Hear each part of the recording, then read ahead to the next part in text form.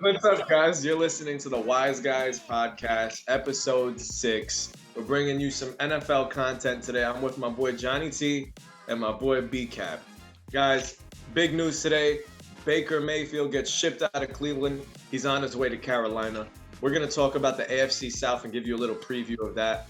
And one thing that I'm looking forward to the most, we spoke about Big Ben going into the Hall of Fame. Today, we're going to bring you if Eli Manning is worthy of the Hall of Fame. Yes, sir. We're going to wrap things up with a breakdown of our favorite wide receivers in the 2019 NFL draft class. John, please kick us off. Baker going to Carolina. This is big news. It's about damn time he got shipped out. It darn is. It damn is. When I got the notification by Brandon on my phone, I was saying to myself, this is kind of just like the newest thing for Baker. He's going to his 5th year, a 5th head coach, a 5th offensive coordinator. You know who it reminds me of a lot? Who? Alex Smith. When he came into the league in San Francisco, perennially he had a new offensive coordinator his first 4 or 5 years in the league. He missed a year in between with a shoulder surgery. And I said to myself, it wasn't until he got continuity or consistency with the same offense where he could build that confidence where Alex really started to take off into a Pro Bowl quarterback. And with Baker Mayfield, last episode I was pretty tough on him. I was saying he wasn't even a top 3 player on that Browns team, which I do stand by. I don't think he was. But that doesn't take away from the fact he's an above average quarterback. And for a guy in Carolina by the name of Matt Rule doing everything to save his job, his seat is not just burning, it's like scorching. Like it's like melting, like the seat itself. He had to do something quick. They've won 5 games the last 3 years. The year before 2018, they were at 7-9. They've been nothing but since the team was sold, mediocre to well below average. And the quarterback position has been nothing but a carousel. They've had 6, 7 different starters in the last 3 years. Now adding Baker Mayfield, who easily won the quarterback job. I don't think Sam Darnold's got 20% shot of winning that thing. I think him just being in the offense for a second straight year is really his only opportunity of being out Baker. 20% may even be nice. Maybe like 10% for Sam. I think the talent's there, but the consistency ain't. Even with Baker coming off the shoulder thing, that's Baker's job for the taking. And for Matt Rule, it's maybe his only chance to keep that job next season in Carolina. What do you think, Brian? So I am a happy man, but also I'm disappointed? No, there's kind of some dark clouds hanging too. Because on one hand, I'm happy for Baker, right? He's finally out of Cleveland, which was a complete mess. I think we can all be honest and look back at it in hindsight. But on the other hand, I'm thinking, oh boy, here we go again. Like he's got the offensive weapons in the receiving core. And the running back, obviously, Christian McCaffrey, when healthy, is a top 3 running back in the league, arguably the best. But coach on the hot seat, not good. This is like when Baker got drafted and Hugh Jackson was on the hot seat from day one, right out the gate. This is not good. Like yes, John said Baker's going into his 5th year, but he's still a young quarterback, and this is like a whole new beginning. So a start over, a reset. And these quarterbacks, I really hate in the new era, and I guess basically my era, since that's what I've grown up in, is quarterbacks get so rushed nowadays. Like, and in general, actually, athletes in general, they like all over the sports, they get rushed right out of the gate. Like when you're 19, 18 in the NBA, 20, 21, 22, 23, like when you get drafted, you're getting rushed right away. Like you got to be good right now. Like back in the day, I just remember old heads talking about all the time, like in the 90s, 80s, early 2000s, whatever. They would take their time. Like we don't see usually like what Andy Reid did with Mahomes, spend a 10th pick, I think, in the first round on Patrick Mahomes. Trade up, right? He traded up, saw the guy, said, this is my guy. But guess what? I don't think he's ready yet. I'm going to put Alex Smith in. He's going to learn under a veteran quarterback. And then look what he did in his basically first season. I think he won MVP through 50 touchdowns, 5,000 yards, I believe. You don't see that nowadays. You know what I mean? Like Aaron Rodgers, people forget Aaron Rodgers took how many years? 3, 4 years? 4? Yeah, before he started a game. I mean, not started, but took over the reins for the Green Bay. So I just really hope that this doesn't happen again. Like, it's not a hero. Like, we go into the season, we go a couple weeks in or midway through the season, Matt Rule's gone, and here we go again. I don't want to be in that position. Even before I get to my Baker point, just to echo on what you said, San Francisco is kind of doing the same thing with Trey Lance and Jimmy Garoppolo. They spent such a high pick on him, and now it seems like this year he'll be taking the reins. So maybe I'm not going to say he's going to be like Patrick Mahomes, but maybe too. They might not. They might go with Jimmy. Yeah, Jimmy G's still there on the roster. Yeah, right. They're paying him all that money. Yeah, but to Baker, man, I don't love or hate this move. Most of all, I'm more happy for Baker. I do feel like it's just good for him to get out of Cleveland, maybe to feel finally wanted in a quarterback room. So I think it's a great move just to see him there. I find it very funny that he's now in the same QB room as Sam Darnold, who he was being, there were questions on whether or not Sam Darnold was going to be that number 1 overall pick. And here they are together getting ready to have their own little QB battle, which should be fun. I think it's Baker's for the taking in the first place. But what I do love for Baker is that he's not being traded to a team depleted of offensive talent. You have DJ Moore on the outside. As long as Robbie Anderson is there as well, you still have another big play threat there.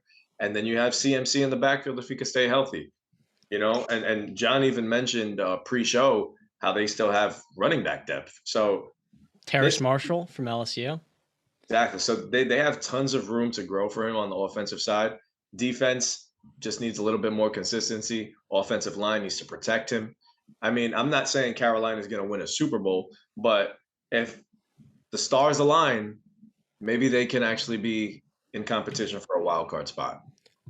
So it was actually 3 years for Rodgers he sat. He didn't start a game until he was 25 years old. Baker was going to his 3rd year by that point. And I think for him, it was between this or Seattle.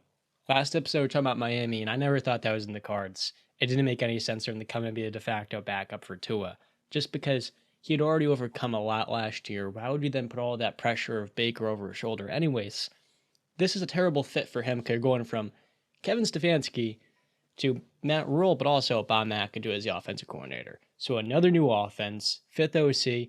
Beyond that, you're going from a top 5 O-line in Cleveland to one of the very worst in the NFL. So the protection is not going to be the same for him. And while there's all of those weapons, it's the constant process of turnover. After it just overcame a torn labrum. Like, I can't imagine playing quarterback and constantly being hit, thrown around. You got outside linebackers like TJ Watt in your division talking trash to you. They're trying to punk you and all that. And meanwhile, you're trying to play through like a torn labrum. That costed Baker his job in Cleveland. But I think for him, he's got to recover. And he may not have the entire offseason to fully improve as a QB. And now he's being thrown into this whole new can of worms in a division that may be as tough as the AFC North when you look at Tampa Bay, New Orleans defense.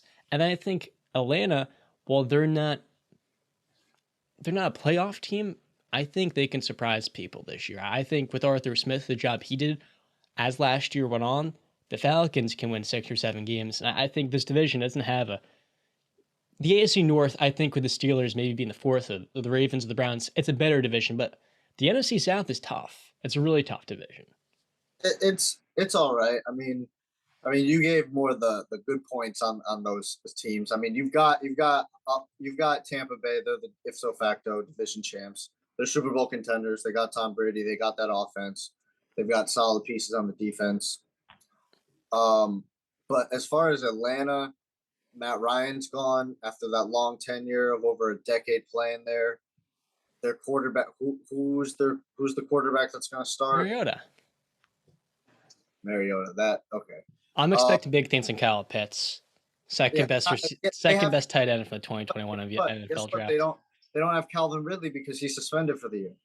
So I mean, Atlanta, I'm not really high on. New Orleans, I like Jameis Winston. He's coming off a torn ACL. Sean Payton's gone. Michael Thomas is coming off an injury. I think Alvin Kamara might be suspended for 4 games. There's so I think Carolina can easily jump right to that number 2 spot in the division. I think they can easily be the seventh seed, maybe 6th seed as the ceiling. I definitely could see that. I'm just not a fan of Carolina's chances, especially. I mean, sure, yeah, I guess they can contend possibly for that number 2 spot. I still think the Saints can find a way to, well, Jameis Winston can find a way to game manage his way to lead them to victory. But I think we can all agree this is Tampa's division for the taking, and everybody is just playing for second. Yeah, but I just want to say, like, if you look at the NFC, right? So the NFC East, I mean, we'll get to our rankings down the line, right? When we go over all of them. But the NFC, I don't know if I only see one playoff team there. I mean, the NFC East, sorry if I didn't say the NFC East. I only see really one playoff team there. The NFC North, I think it's really Green Bay, and then I think there's everybody else still. Don't sleep in Minnesota. Minnesota, I was even going to say the one playoff. All right, but you got Kirk Cousins, and I've never been a believer. I'm not a believer now. Is he not one of the 12 best quarterbacks in the NFL? He produces at that level every single year, and we always sleep on him. Numbers guy. He's a numbers guy. Well, I mean, back to your NFC East point, I think the Eagles and the Cowboys are 2 tough teams. And I don't want to harp too much on the NFC, but I do think there are a lot of teams to compete for. I mean, San Francisco, just in the West, you got the Cardinals, you got the Niners and the Rams. West, I'll give you. There's 3 teams that can make the playoffs in the West. But for the other 2 divisions, I can't get. I mean, we'll get to it, but I can't give you NFC East and NFC North. I think you're sleeping on the Eagles and the Cowboys. Those are 2 playoff teams. No, Cowboys, I agree. That's why I say I don't want to get into it right now. Yeah. Cowboys, I believe, spoiler, they're going to win that division, in my opinion. We'll talk about that in a future EP. Well, since we're talking about the AFC South, I mean, AFC, yeah. NFC South. No. NFC East. We're talking about the NFC South, so we're talking about a division that's Tampa's for the taking. Let's talk about the AFC South, because right now I think we can all agree the Colts have that one for the taking. I feel like we're just going to debate who's 2, 3, and 4. Really? You don't think the Titans have a chance? Because to me, I think Tennessee, they have the highest floor of those teams. I look at the Colts, I think they got the highest ceiling. I think they can go the furthest. And while we're talking about the Colts, they've got 2 rookies so I'm really keeping an eye on. Nick Ross, safety out of Maryland, and then out of Cincinnati, wide receiver Alec Pierce. If those 2 rookies can step right in and start for the Colts and be legitimate starters, real starters for them this year, I don't think there's... Brandon, you're talking about this in the other episode. I think it was our first NFL one. This team may not have a weakness. Their front 7 with Gus Bradley is going to be insane. They acquire Yannick Ngakoue. Did I pronounce that right? Yes, you did. They had to move Rock. I was doing it before the show. I was preparing, fellas, with my 2 boys. They had to move Rocky Sin to make that happen. They lose the starting corner, and there's a little bit of a lack of depth in the back end. But that front 7 is scary. And then you look at Michael Pittman Jr. going to his 3rd year. I wouldn't be surprised if he gets north of 1,200 yards. You know what Jonathan Taylor is. The offensive line, you got Ryan Kelly, Quentin Nelson, of course. How can I mention him first? You extend Mo Alley Cox, and I think most importantly, you go from Carson Wentz to Matt Ryan. Speaking of numbers, guys, Carson Wentz is a great example of that, but he wasn't right for this offense. He's a guy that can't make the simple play so often, and he goes to the home run. Now you have a guy in Matt Ryan who's older, he's more mature, he's a better quarterback, he's one you can trust. Matt Ryan can make the simple play. He's not going to kill you in the moments where you need him to be clutch. Carson Wentz, all of us, I'm sure, have anxiety. We get jittery. He gets the jitters, and he's not a quarterback you can win a Super Bowl with. We've seen that. With Matt Ryan, he's a quarterback that's brought a team to a Super Bowl. Former NFL MVP. He's not at that same level, of course, but he's got that experience. He's shown the ability to do that. Now you supply him with all the talent in the running back room. This team just farms that position. It's insane. You know they added in Tyson Williams from the Ravens and also Philip Lindsay? It's kind of crazy. Williams was good last year for Baltimore. I think it was over 5 yards a carry. He's like their 4th running back. And you got Jonathan Taylor, of course, but you also got Nyheim Hines. I mean, Hines is one of the best receiving backs. So is Taylor. Yep. I think the tight end position is awesome. They drafted the tight end too. Forget blank on his name on top of my head. I look at this Indianapolis team and I say, because a few weeks ago, I think it was last week, their safety, former 4th round pick, he retired out of nowhere, I think to become a minister. And all of a sudden it's like, whoa, now we have a hole at safety. If Nick Cross can step in and start right there, you add in Stephon Gilmore, you have Kenny Moore, a Pro Bowler at corner, you have the linebackers. The defense is insane, man. And I say to myself, yeah, Indianapolis has it. But if Matt Ryan goes down, your quarterback's Nick Foles, I trust Tennessee with my Grable because I'm a Steelers fan. There's a culture there in Tennessee, and I know with them the floor is always going to be very high. So I'm a big fan of the Colts, man. I really love what they're doing there. I think they were a good quarterback away from potentially being a Super Bowl favorite. Carson Wentz not a good quarterback. First off, he was 33 actually touchdowns, 9 interceptions. I think it was, dude. Come on. he was actually my fantasy quarterback, and not because I wanted to. It's just because I took too long to draft a quarterback. Huh. But Jonathan Taylor carried my team. But looking at the Colts squad right now, I love what they're working with. I love Matt Ryan being plugged in there. You get that real veteran presence. He's not going to make mistakes. You're not going to lose because of the guy. 9 times out of 10, he's going to be the guy that's helping you win the game. He makes great throws. He still has a cannon for an arm. He still delivers the ball with precise accuracy. I think you pair that with the receivers there. I would love to see Paris Campbell finally be healthy for the Colts. That speed on the outside, man, it's so deadly. But we haven't seen it for what now? 2 seasons now that he's been out. 3. So I'd love to see that team just stay healthy because if they are, I really think that we might be looking at an AFC favorite for a Super Bowl. Stephon Gilmore is no joke, man. He's still. Speak to us. Huh? Speak to us. You're making funny faces over there. I want to hear what's up with these funny faces. Well, just what Justin just said. Sorry, tongue twister. What Justin just said. Indianapolis Colts as a AFC favorite. Potentially, I'm not saying they are. I'm still rolling with Buffalo, but I'm saying that they definitely can compete for it. Yeah. All right. I guess I won't argue with that. You're hyping them up the other week. Yeah. But then I started sleeping on it and thinking about it, and I was like, I mean, when we get to our reevaluating those picks in late, you're already out on it.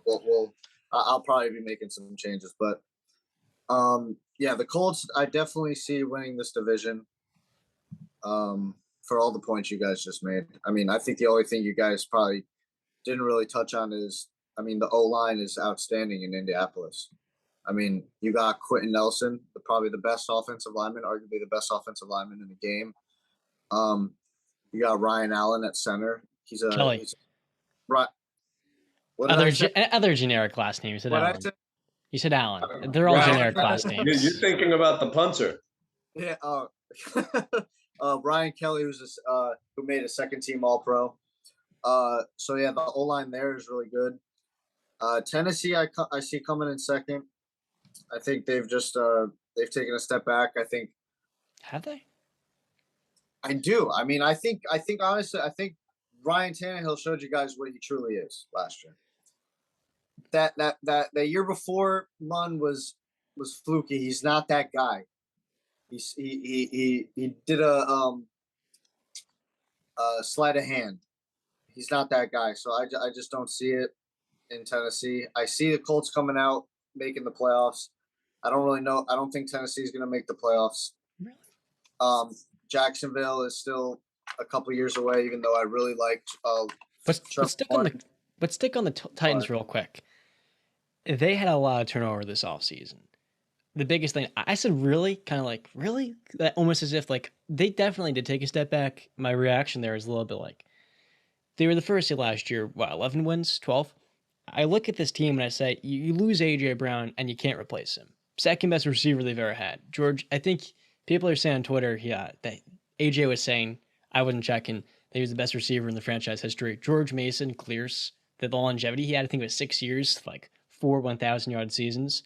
And he was... Did I say George Mason? Yeah, I meant Derek Mason. My apologies to our Titan fans. Might get on me. We're all fumbling names. We can't speak over here. A.J. Brown is the next best receiver, though. They haven't had many in the last 20 years that are truly elite game changers. And for A.J. Brown, 1,000 yards in back-to-back seasons. Last year he missed some time. That was the only reason why I didn't get that. You can't replace him with Treylon Burks. Treylon Burks can be a similar scheme fit. He can work well. But you also lose Julio Jones, too. And I think for them... Now you're relying on all of these new receivers that come on in. You lose 2 starting offensive linemen and Roger Saffold. Not to mention Anthony Ferkser. You're switching tight ends. They lost 2 of their starters. Looking at my notes, I think I left out. Looking at the raw notes, that's why. Hooper. Yeah, they add in Austin Hooper. And, of course, you trade for Robert. That was the point I want to touch on. You trade for Robert Woods. He's coming off a torn ACL. Oh. And there's a good chance coming off of that he's going to be the receiver number 1. I think for them, you get Derrick Henry back. His carries probably won't be as much, hopefully. But even still, he is what makes that offense go. He is their identity. Though they replaced him well last year, you just get that player back who has the absolute game-changing in an instant. You go from 20 carries, 25, that 26 carries going off for 60 yards to the house. I think his big play potential, you add that back into the mix.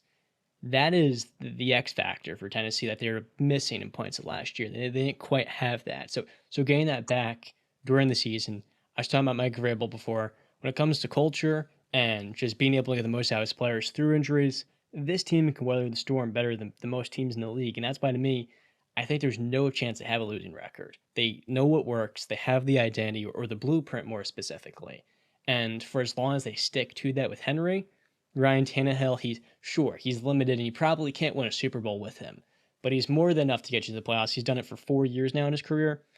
I say to myself, with the identity they have built, this to me is easily a shoo-in for 9 or 10 wins. But the AFC's tough. Will he be able to win the important games late in December? That will be what decides whether or not they get into the playoffs or not. And that was going to be my point too. Is that listen, this AFC is tough when you look at it. I mean, we just went over the AFC West. I think there's a chance 3 teams are coming out for the playoffs in that division. Mm-hmm. There's a real chance for that. We talked about your AFC North. I think Bengals are definitely making the playoffs, and I think the Ravens could get in. So that's what's that? 5 teams right there. Yeah. If what I say is right, and then I think the Colts are going, and then we'll see about the AFC East when we talk about them next. I just don't think the Titans, and then even if you take one of the teams out of the AFC West, I think there's a better chance of 2 teams coming out of the AFC East than there are the AFC South. I just think looking at the Titans offense, I think they lost a lot of explosiveness. When you go from a room that had A.J. Brown and future Hall of Famer Julio Jones, now granted Julio wasn't healthy, when you lose that, I don't think you improved. I think you just got worse. Janoris Jenkins, too, was another guy in that defense. That was one of their biggest, him and Rashaan Evans. It's 2 starters that you can count as true starters to add on to. Sorry for cutting you off there. No, it's cool. But I'm with you. I just don't feel like the Titans really have the firepower. And I stand with Brandon when I say I don't think Ryan Tannehill's good enough. And I'm a fan. I support him. I love the story when he hopped in as a starter. And unfortunately, he took my Patriots out of the playoffs too. But I think we've learned from the playoff games that we've seen them in. It's, just make Ryan Tannehill try to beat you with his arm. Because he won't. Derrick Henry cannot run the way he's running in the regular season and the postseason. They're not going to let him. So without those weapons on the outside, I don't think there's a big difference between the Titans, the Texans, and the Jaguars. I think second place is up for grabs. And in fact, I love the Jaguars this year. Oh. Yeah, I love them. And it may sound crazy, but I think Trevor Lawrence is going to take a big second-year leap. Lose DJ Chark. DJ Chark is really never healthy. They add Christian Kirk. They add Zay Jones on offense as well. He has weapons. Evan Ingram. There we go. Evan Ingram. Travis Etienne is going to be healthy. Yep. In the backfield. I don't think the Jaguars are going to be a bad team next year. While, yeah, they'll still be growing pains because they're probably one of the youngest teams in the league. But right now, I got the Colts 1. Call me crazy. I'm going Jags 2. Well, you didn't mention the biggest thing. That is the head coach not being Urban Meyer. Doug Peterson is in of itself, as long as you have an NFL-capable head coach, positive, you add in Doug Peterson, who has experience building a contender in Philadelphia. boom, you went from a total incompetent head coach that has no clue how to run an NFL team, run sport, to one of the better coaches in the game that has the experience and the pedigree showing, I can do this. I'm a former quarterback in the NFL. Brandon, go. So yeah, I just want to jump off of what Justin was saying. I mean, he to be honest, he kind of talked me into it because I'm not a believer in let me start off first with the positive. I'm a huge believer in Mike Vrabel. I love Mike Vrabel as a coach. I think he's proven it. He's gotten Ryan Tannehill to this level, but guess what? The coaches can only do so much. They're on the sideline. They're calling the plays, but the players got to play. And the negative is they got Ryan Tannehill, and I don't believe in Ryan Tannehill. I never believed in Ryan Tannehill. So with he talked me into it. I think the Jaguars have a very good shot at being second place in this division if Trevor Lawrence makes that jump that he did. Because I think one of the main things, first off, he had a growing pains. This goes back to our first topic is about these young quarterbacks take time. Let's like what Justin said and the famous words Aaron Rodgers, RELAX, relax. Let's take a time. Guess what? When you're cooking food, what's the best way? You want to put it in the microwave for a minute and taste like crap, or you want to put it in the oven, take your time, slow cook it. That's where the best food is. Take your time with Trevor Lawrence. He's going to go through his growing pains like he did. Listen, everybody forgets Peyton Manning led the league in interceptions first year, his rookie year. So these quarterbacks take time. And I think Trevor Lawrence has, I don't want to sound crazy, but he's very high potential in this league. And I believe he's going to be a elite quarterback for years to come. Yeah, you look at those weapons. Last year, TJ Chark played a grand total of 4 games after his ankle injury. And Laviska Shenault, a player I really liked coming out, he was a fun player to watch and root for. He just never panned out for them. And we're only 2 years into his career. But now you have not only the guy we talked about before, by way of Arizona, Christian Kirk, along with Marvin Jones, one of the most underrated receivers in the league. Another one's in the Texans we'll talk about in a moment. Zay Jones in Las Vegas, Derek Carr praised him. Was he worth $14 million guaranteed, $24 million over 3 years? I don't know. I guess as number 3, it's fine. He's got some size to him. There's a little bit of potential here as a younger player. I think for the amount of surrounding pieces, Travis Etienne, Robinson, you have the running backs, Evan Ingram, the best hands of any tight end in the NFL. I'm totally joking.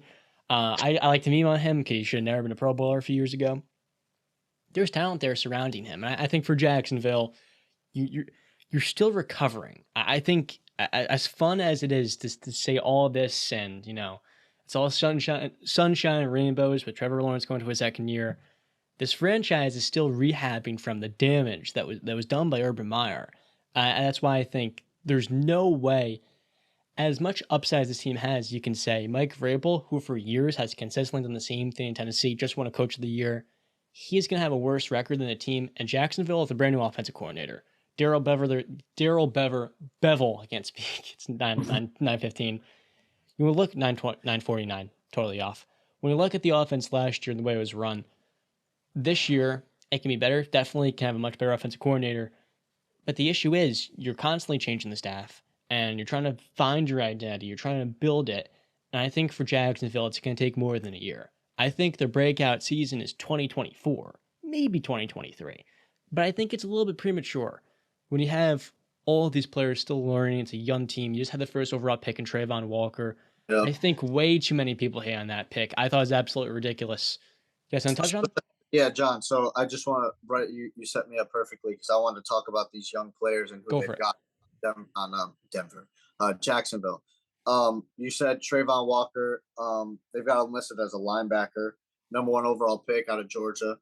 They got They also had another first-round pick, Devin Lloyd out of Utah, linebacker. And then on the offensive line, I mean, look at these high-round picks that they've got. They've got Walker Little, second-round pick out of Stanford. Cam Robinson, tackle, second-round pick from 2017 out of Alabama. We've seen the talent they produce. Brandon Sheriff, who's the veteran in that. He's a top 5 pick back in 2015. Made a first-team All-Pro, 5-time Pro Bowler. And then they got Jawan Taylor, who was a second-round pick in 2019 from Florida. And then you see on the D-line, they got Josh Allen. He was a top 7 pick in 2019. Pro Bowler. Malcolm Brown, who's a 2-time Super Bowl champion. He's nothing. He was with the Patriots, but he's obviously took some things from Bill Belichick's defense and learned some. And then they've got this is going to be a tough name. Kaylavon. Chason? Who? Chason is the last name? Yeah, I can't pronounce it quite. First round pick from 2020. I can't pronounce that name. I'm sorry. I'm not going to try and butcher, but they've got all that young talent, and then the corners got some lots of size and potential young players. So I like their secondary. They've got some potential. You know what I mean? And I think, listen, I think realistically the jump is next year, 2023 for Jacksonville. But listen, man, if Trevor Lawrence takes that step, I think these players are going to follow him. I think they're going to take a step too, just because they see their young QB taking a step. I think Justin might have struck gold a little bit on that one. That really talked me into it. There's reason for that. And I'm going to hop on this Jaguars train. Duval! Oh. I'm telling you, if Trevor Lawrence really does take that next step, I think the sky's the limit. I think Doug Peterson is enough this season to get them through this Urban Meyer disaster that was last season. I think it's in the past. I think come OTAs and all this off-season program, there's a new culture down there in Jacksonville. I think what happened last year with Urban Meyer is dead and gone. But I don't think they have to recover anymore. They're taken care of. I believe in Doug Peterson. I believe in the talent that they have in the room. Again, I'm not going to say Super Bowl contender, but I'm going to say, hey, don't be surprised if this team shocks you a bit. And I just want to say right before you, John, and then we can wrap up this segment. I might get some hate for it, but I just realized that I did have Jacksonville Jaguars as one of my top 5 worst teams in the NFL in our last episode. So I didn't really take an in-depth look because I knew this was coming. But when I took the in-depth look and then Justin started talking, he got my mind going. And I think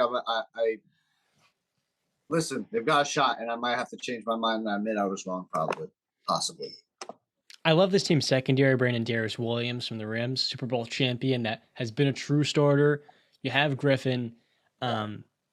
I think they're building something strong. Now they released Miles Jack to clear up all the cap room to bring Kirk for, I think it was $37 million guaranteed plus a $20 million signing bonus. Was he overpaid?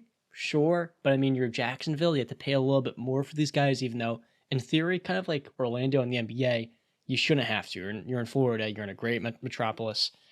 Regardless, the issue is it's not just the culture, but it's a fact. What the hell did Urban Meyer teach these guys last year? To be sure, I don't think Trevor Lawrence really took a whole lot because the leader in charge had no idea what he was doing. So now for him, this is sort of his de facto rookie season where you got a lot of the lumps out the way last year, but now we're starting this entire thing all over again. We're the worst team in the NFL.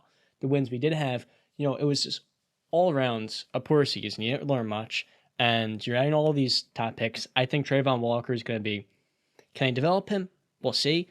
But when you look at his physical tools for a guy that is that fat, I think that Georgia defense, he was the absolute man, helping Nakobe Dean and all those other guys create plays and sacks. He's going to be an absolute game changer in the NFL. You pair that with Josh Allen, the secondary touched on.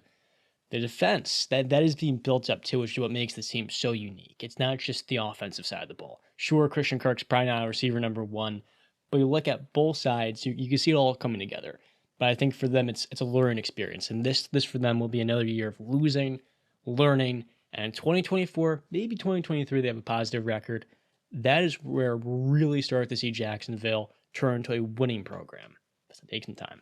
So let's go with our rankings. I'll start. We didn't talk about the Texans. We don't need that. Well, that's why we're going to talk about the Texans because I got the Colts number 1, I got the Jags coming number 2, I got the Titans 3, and unfortunately, I'm not trying to crap on the Texans, but I have them last. And the reason I have them last is because 1, I feel like they made a big mistake firing Dave Culley. What? Yes, I'll be honest with you, and I'll tell you why. The guy was not terrible last year. I think the cards that he was dealt, what Houston was dealing with last year, to fire him after his first year, I thought it was a bit unfair. Him working with Davis Mills, I think Mills took I think he was better than everybody expected. Oh yeah. So if this guy really is as good as he played last season, and if he takes another step, I think the Texans have a bright future. But unfortunately, he still has plenty to show us. I don't believe in the Texans roster right now. I don't believe they have a lot of talent out there. And quite frankly, I don't see this team winning more than 4 games next year. Let me say something about David Coley. I think he's a great guy. It was awesome when they got that week 1 But that's the victory. thing. He was a big motivator for these guys. They played under him. They loved him. Here's the issue. When they hired him, it was, in a way, he was not prepared for that job to be an NFL head coach. He was, in a way, one of the worst head coaches last year. And for them, we all knew it wasn't a long-term thing. We all knew it was a gateway until they could kind of navigate their way through the Deshaun Watson situation. And moving on from him for Lovie Smith, the anointed defensive coordinator, was Lovie the best option? I don't think so. He hasn't coached in a while in the NFL. And that's what that's what I was gonna say right there, John. Is that I think we can agree that David Culley was not. He was not good. No, he was not the long-term option. But he was going to be the gateway to something, but the gateway to Lovie Smith. I mean, all respect to Lovie Smith, like glad he's got a job. I think he did a decent job in Chicago. Got him to a Super Bowl, right? Against the Colts. What was that? Was that 2006? 2006. Yeah, I think that was Lovie Smith. Yeah, it's Lovie. Yeah, third year at the team. Yeah, he got to an NFC Championship game, I believe, against Green Bay in 2009, I think. So, but really and I don't even think Lovie Smith was their option. Like, who were they expecting that was going to be on the open market after a year? Who they just had to be like, okay, David Culley, you're the coach for this year. We're going to get rid of you because we have a plan for the year after that. Who was the guy? I don't even think they knew there was a guy. I felt like the guy for them should have been Brian Flores, but they decided to go Lovie. To me, they were just trying. Well, also Brian Flores got kind of, blackballed. Totally should be an NFL head coach. But on a side note, with Lovie Smith, the Texans, sure, they're getting these top picks on their own, but they're trying to win games. They're trying to be competitive. After the way the Deshaun Watson thing ended, it was so ugly. You're trying to build the identity, the culture. We've been talking about that a lot with Tennessee. You're trying to rebuild the atmosphere, just the entire organization from the ground up. And for Nick Carousel, I forgot how to pronounce the GM. They're looking to just build that culture. And the guy that's got almost a decade worth, I think he's got even more of head coaching experience. That's the guy they say to themselves, we can build this defense. And speaking of Davis Mills, I wouldn't really attribute that development to David Culley. I would attribute more of that to Pep Hamilton, their passing game coordinator and quarterbacks coach. Hit it. Right, yeah. Because you said, God, I'm not going to be able to say his last name either because you can't say Nick Caceres. Right? Our guy. He was the general manager, right? Yeah. For the Patriots. Nick Caserio. I thought there was a T in there for a moment. Nick Caserio. But he was the GM for the New England Patriots, right? I believe so. He was in there. He was in New England.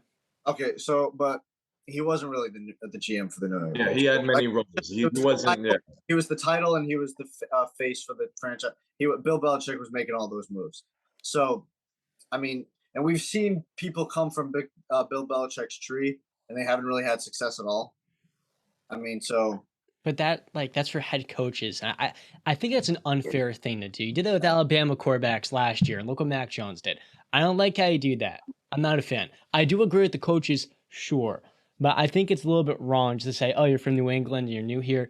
I don't think that's proper because Nick Caserio has done a good job in Houston. Talking about Pep Hamilton, their new offensive coordinator, brilliant for Davis Mills. I really can't pronounce anything to that.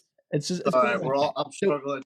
Pep Hamilton's from Chicago. He actually worked with Lovie Smith. He's got time with Alex Smith, Chad Pennington, I think, Andrew Luck. 2016, spent a year at the Browns. Then he goes to the Chargers. Justin Herbert's rookie year.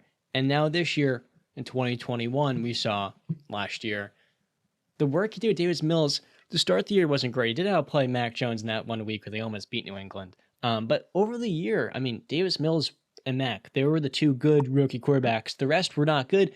And it's funny, like, our expectations were probably, I think for me, I had pretty high expectations for Zach Wilson, that his receivers all went down. The two guys you probably expected the least from, Mac was in the best situation. They were by far the best. And I like how Davis Mills going to year two. You draft John Mechie. You had Brandon Cooks, one of the most underrated receivers in the NFL. They added Marlon Mack for $2 million. That's a pretty good signing to me. I know it doesn't move the needle a whole lot, but Marlon Mack's shown he can be one of the better running backs in the league. He hasn't played. What's up? If he's healthy. If he's healthy, that is valid. Yeah. All right, but like, okay, I don't understand how you got me to actually talk about the Houston Texans when I didn't want to talk about the Texans, because I literally wrote down. I took no notes for the Houston Texans because all I did was say worst team in football. That's all I wrote because I don't want to talk about them. They're mediocrity. They're turning it around. Like Marlon Mack 2 years ago was getting 1,000 rushing yards. What are they turning around, John? Where are they going? Back to the number one overall pick? They're headed in the right direction. You know how hard it is for Davis Mills with the looming presence of Deshaun Watson hanging over your season and replacing him with a coach we all knew wasn't actually meant to be the head coach and he's kind of just there and there's no stability for him to continue getting better and better. Now you add in Lovie Smith, who has all the experience. This is where they're going. Did you say something before that?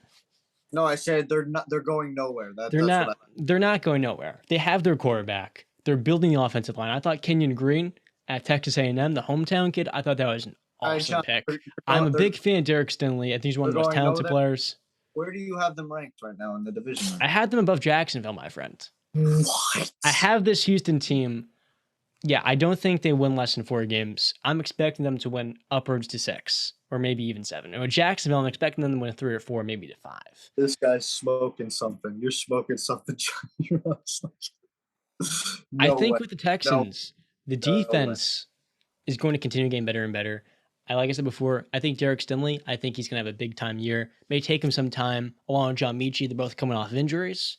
But those are 2 guys, I'm a fan of them just being true starters. Stingley especially, I think there's a good amount of star potential there, especially considering the fact they took him with the 3rd overall pick. I think you're totally being disrespectful to what Houston is doing. I think it's all going in the right direction. Why is it all... Your mic's cutting out for me, my friend. No, I'm mouthing words. I'm saying. I was going to say... I think Houston's in a good direction. I think they found the GM. Bill O'Brien is not their head coach. And Lovie Smith, is he a long-term solution? I don't think so. But I think he's better than David Culley. And I look at his team, I say Davis Mills should be better. You have Nico Collins going to his 2nd year. There's more and more talent being added. I think they can have more receiver depth. I think Marlon Mack's fine. He can be good. There's not a whole lot of depth. Offensively, they're continuing to build. Larry Tunsil played 5 games last year. He's one of the best tackles in the NFL. He's going to be healthy this year. They're able to restructure his contract and keep him. Houston, they don't have the marketable star. They don't have a D-Hop. They don't have Deshaun Watson. But we're starting to see they're turning around the culture. The faults that kind of plagued them, that ended the Deshaun Watson era, all of a sudden they're starting to be better run. And I think they're going to build that culture and continuity. I'm not a big fan of them adding all these random veterans on 1-year deals. I think that's a little bit excessive to a certain degree. But I mean, in 2 years, I can easily see this being back to a respectable team that people actually will decide to talk about in the podcast. You know, it will be an interesting team. Do you guys, Davis Mills, I mean, he was good last year. And I think you added more talents. He wasn't just as bad of a situation as Justin Fields or Trevor Lawrence. Like I said, Coley and Deshaun Watson, he had no talents around him outside of Brandon Cooks. His best offensive lineman was hurt. And I mean, he had a way better year than Trevor Lawrence. So why are we being so dismissive to them? I think he's a good quarterback. Done. Okay. I don't understand how we can say that the Texans are headed in the right direction when you also just said that you don't believe their coaches, that it's a short-term solution of the coach. If you're headed down the right path, that means you found the coach for the future. They haven't found that. Well, at least at the moment, that's what we think. And all 3 of us agree on that we don't think he's the long-term solution at head coach. I don't think he is. Hold on, because I had to. You guys act like Davis Mills. Come on. I had to take your notes. I don't know. I just looked up his stats real quick. Homeboy was 16 touchdowns to 10 interception and had a QBR of 35. That's way below average. Okay. All right, Mr. Statistics. He was in a horrible situation. Can you name me one receiver on that team outside Brandon Cooks? because No, you know it all. because No. So no. You guys are gonna be nice to Jacksonville and Trevor Lawrence, and they're gonna dismiss this guy because he was, like I said, Jacksonville I gave Davis Mills credit. had people. had people. DJ Chark played 4 games. What do you mean he had people? That's only helping They Trevor's still case. had James Robinson at the backfield, who's a Pro Bowler. That's literally one player. Can you name me more? He's still very good. Marvin Jones and Laviska Shenault. That Jacksonville is Those are awful for Trevor. Players. Those are solid players. Laviska Shenault has proven nothing in the NFL. What are you talking about? He's a switchblade. He's a switchblade army knife, dude. He does everything. Some weeks he was their number 1 receiver, my friend. Tavon Austin was like one of their main receivers some weeks. They were dealing with injuries. Exactly. So Trevor Lawrence was in a bad situation, and so was Davis Mills. The Texans' best player. He was literally requesting a trade last year.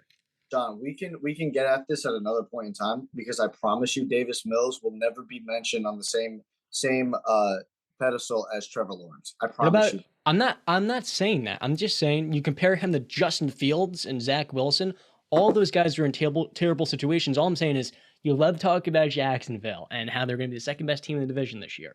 And all I'm trying to tell you is Davis Mills will be a legitimate starting quarterback. He had shown that last year. He continually got better and better. And you're throwing his QBR at me. Completed 67% of his passes. He had a really good rookie season. It was almost on level of Mac. And Mac, by the way, one of the best offensive lines, one of the best running games. He had more weapons between Kendrick Bourne and all their other options at tight end, even though they weren't running the double sets. He had a better defense. He had Bill Belichick.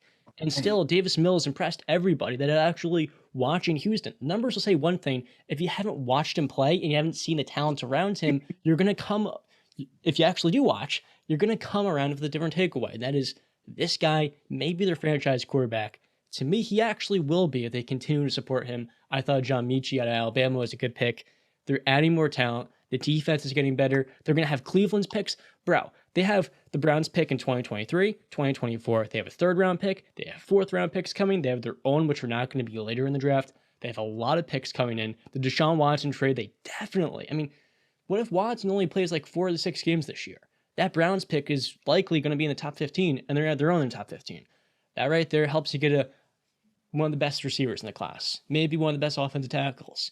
All of a sudden, kind of like Detroit, that is what this reminds me of, the Lions rebuild. I don't think they're going to win a whole lot of games, probably 5-7.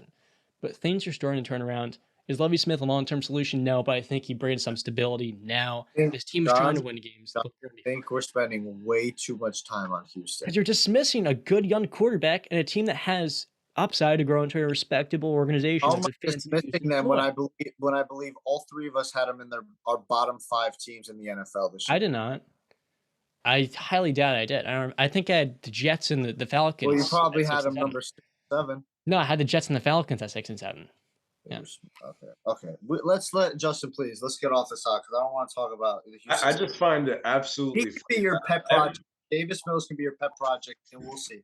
You're throwing his QBR at me, and you're providing zero context to his actual surroundings. That's totally unfair. Do you agree that's totally unfair to hold it? Am I wrong? You have no response to that. You know rebuttal because you know it's true. No. I'm gonna send John a shirt in the mail that says #1 fan of Davis Mills. I'm not his #1 fan. All I'm trying to do is respect the guy that had an impressive development over his rookie year. You're 100% correct. I'm not knocking Davis Mills. I'm a fan of him. I thought he took. I really do think he was the 2nd best rookie quarterback. It wasn't close. No.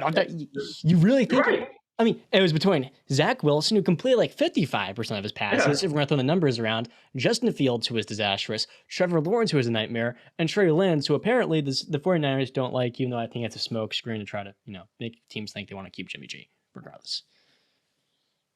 Obviously, there's only 2 good rookie quarterbacks in the second. I am 100% with you, but I just don't think they're a better team than the Jaguars. That's it. I have them finishing last. I think it's a project. I love the fact that there was so much passion in a conversation about the Houston Texans. I love what the team's doing. I'm a fan. And the 3 of us live on the East Coast. I absolutely love this. This is fantastic. But let's shift it to the East Coast. Listen, a while back we had a great discussion. We spoke about Big Ben and his chances into the Hall of Fame. And look, we see John wearing his little Steel City shirt right now, repping them. Let's talk about another quarterback that was drafted in his draft class, Eli Manning quarterback of the New York Giants. Is he a Hall of Famer? Or the question that we asked about Big Ben was, is he a first ballot Hall of Famer? So he's not a first ballot Hall of Famer. Can we all agree on that? I'd say yes. Yeah, I mean, So is he a Hall of let's talk about it. surely Eli Manning is a Hall of Famer. What's that face for? Go ahead. No, continue. I want to hear your points. I'm listening. Brandon and Justin, you guys correct me if I'm wrong. You've been Patriot fans your entire lives almost, as long as you've watched sports, right? Correct. Yep. So I'm sure you guys are well acquainted with the 2008 Super Bowl loss, heartbreaking. David defeats Goliath. Now, sure, Eli's defense that year was insane. I mean, to be sure. But then guess what he did again? He, in 2011, beat Tom Brady a second time. And the thing is, in those games, it's unique. The Giants made the Super Bowl in 2000. They lost to Baltimore. Kerry Collins was their quarterback. Wasn't enough. Pretty poor in that Super Bowl run. Eli Manning was the guy from New York that took them over the top. He was what enabled them to beat a Tom Brady-led team. They had the receivers. They had the running game. They had an insane defense. But without Eli Manning, they don't win those 2 Super Bowls. In fact, he is the Giants' best quarterback in their franchise history. He brought stability for that team for over 15 years. Brandon, you're a big availability guy. I don't actually believe in the saying the best ability is availability. The best ability is actually being able to produce. You believe in that though yourself, right? The best ability is availability. Well, Eli Manning started 210 games straight. Literally. I think it was, let me check. What, 14 straight years he missed a total of one game? Third all-time for most consecutive starts by NFL quarterback, 210. Wait, that's third all-time? It's not first? Yep, third all-time. Wait, who's first and second? To be honest, I didn't write it down. I forgot. I'll be honest. I may be wrong live in the air, but I thought that was number 1 all time. It's that's 14 years. While you go, I'll look it up. Keep going though. I'll look it up. So he's also 9th all time passing yards, ahead of John Elway, Aaron Rodgers by 4K.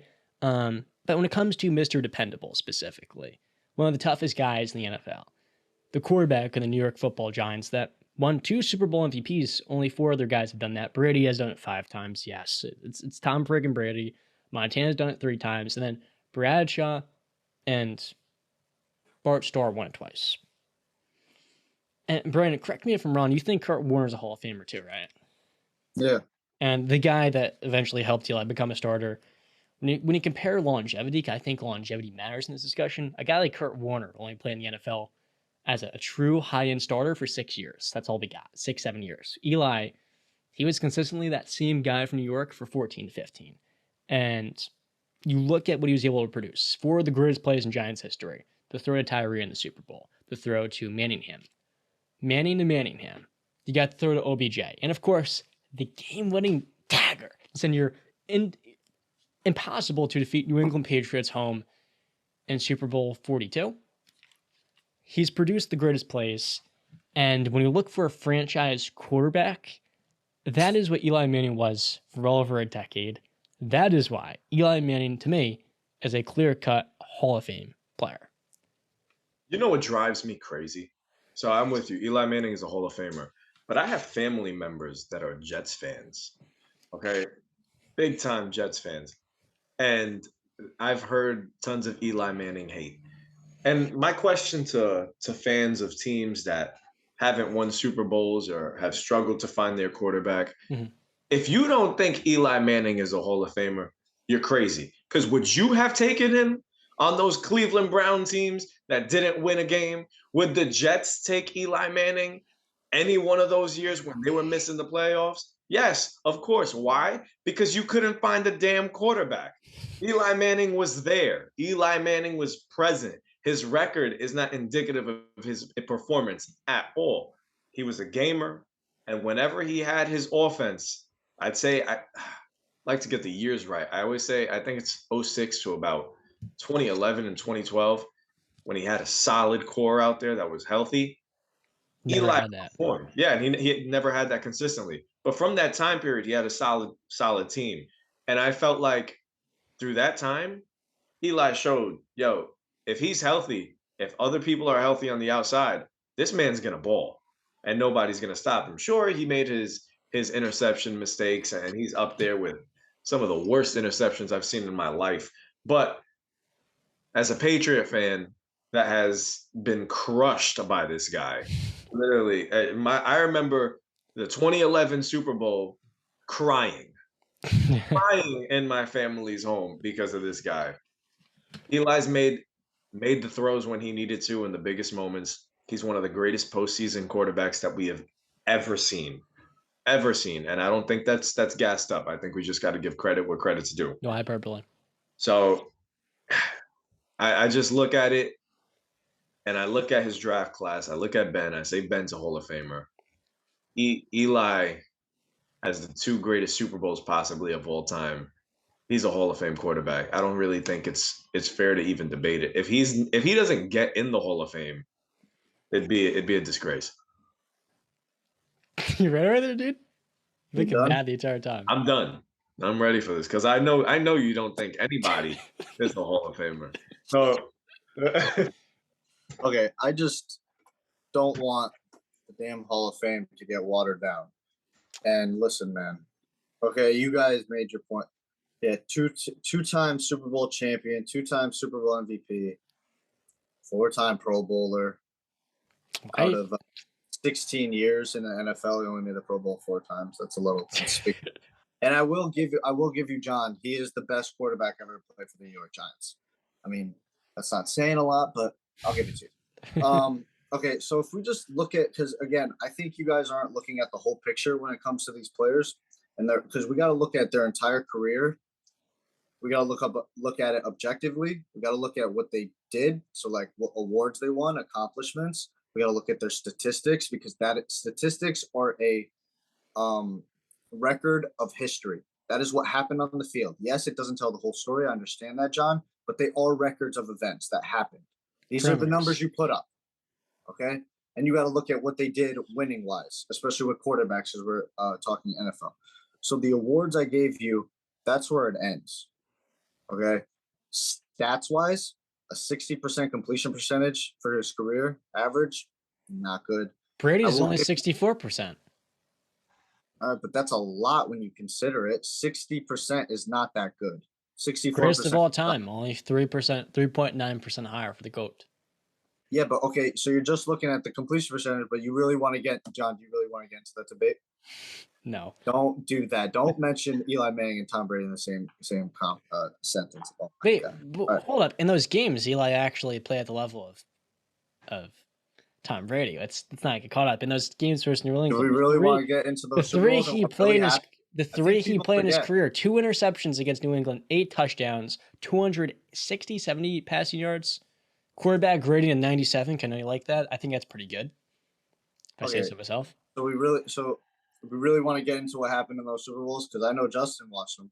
Okay, what happened in those Super Bowls? I want to say one thing to you. I have all the respect in the world for Tom Brady. He's the greatest of all time.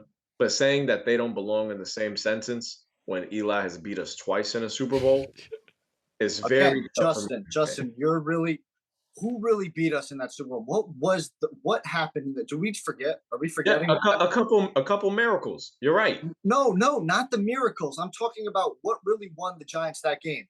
The pass rush. 08 or 2011? Both years.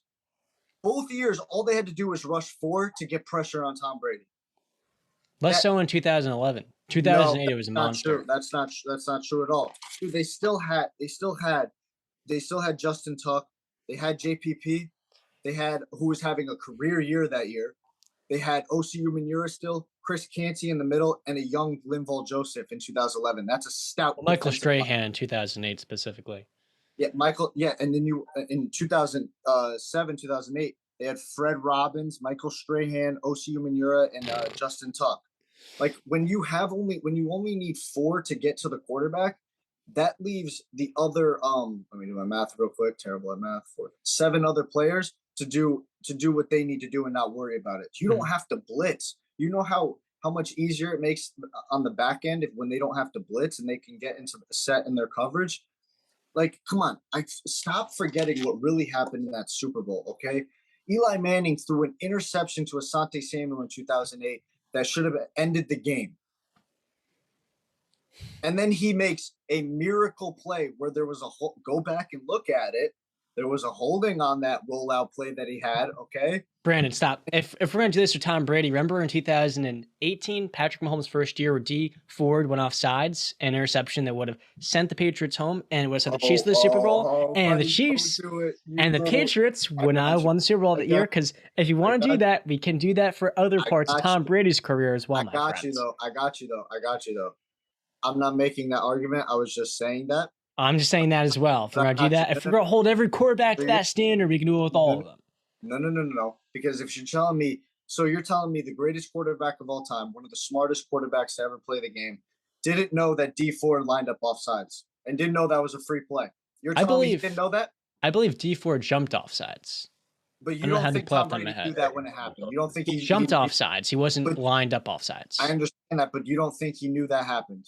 I think D Ford just preemptively jumped off sides. I'm not asking you that question, John. I'm asking you, do you think Tom Brady knew that happened while the play was going on? No, I do not. Okay. I think maybe he could have, but I'm not. Then we're gonna move on. Then we're gonna move on. You're talking about Eli. Let's go. Then we're gonna move. Then we're gonna move on because that's talking about Eli Manning here. It's not about Brady. I know that he is the one that's pwned Brady a few times in the biggest moments, but he didn't. Again, we just talked about it. That defensive line did. He played at that same level. He stepped up and played to Brady's level with that. The greatest player of all time we're talking about here. By looking at me, but the D line was what? How do you? But he produced. We're talking about numbers. Numbers are what you did. You were talking about that before. He put up the same numbers as Brady, and I believe in those two Super Bowls had one less turnover. Okay, but again, we're talking about how do you make a quarterback not play to the standard that they're known as? What's the easiest way? You throw a great opposing team at them. No, you get pressure, you rough them up, and you hit them. Quarterbacks don't like to be put on their butt. Okay, they don't like to be touched up. They don't like to be roughed up. You're talking about Brady's quick release though the other day, weren't you? He does have the greatest quick release, but you can't. But when the D line is coming at you that fast, we can sit back and watch the game at what happened. The receivers also got to get open, and guess what? Teams started to figure them out. You can look back at 2009 of what happened when because 2008 he got injured in the first game. In 2009 when they really came back, and then team started to break up. I forget what clip it's from, but Belichick is talking. He's like, listen, teams have figured this out. Take Randy Moss away from deep, cover Welker on the under. What are we going to do? Bill Belichick literally said that in the meeting. What we got nothing else. That's it. Teams. So I think Tom Coughlin had a great game plan. Steve Spagnuolo called a great game defensively. I don't think we give enough credit to that defensive line. Yes, Eli Manning was there, but I think if we replace them with some other quarterbacks, they get the job done. But again, I want to get back to the Eli Manning points. All right. Yes, he's 9th all-time in passing yards, 10th all-time in touchdowns. He's also 12th all-time in interceptions.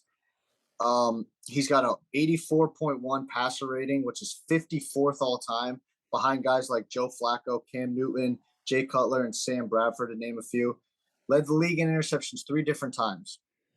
Now I want to get into the meat of my point, because everybody falls in love with the 2 Super Bowl runs, right? What else did he do for those 14 other years he was in the NFL? 117 all-time win-loss record. He's 500. 17 out of the 16 years had a winning record. 9 out of the 16 years had a 500 or lower record. Do we really want to miss the playoffs 10 out of the 16 years? Do you really want to talk about the team around him?